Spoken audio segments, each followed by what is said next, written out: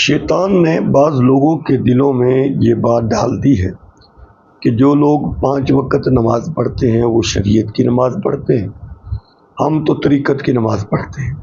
جیسے وہ کہہ دیتے ہیں تہاڈی 5 ویلے ساڈی ہر ویلے، یعنی تم 5 وقت میں پڑھتے ہو اور ہم ہر وقت نماز میں رہتے ہیں۔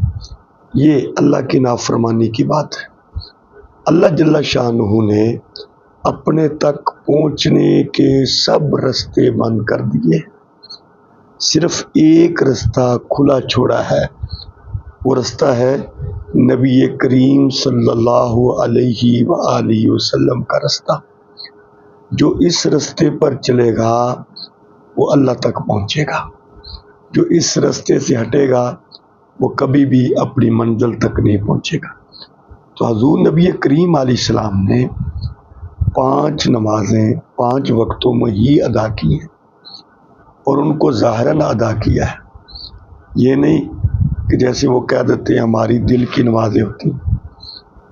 دل کی نمازیں کی بات حضور نے نہیں فرمائی، ظاہراً آپ نے نمازیں پڑھی ہیں، اور نمازیں کس طرح پڑھی ہیں؟ ہاتھ بٹھائے، ہاتھ باندھے ہیں، رکوع کیا ہے، سجدہ کیا ہے، سجدے سے اٹھے ہیں، تلاوت کی ہے، تسبیحات پڑھی ہیں۔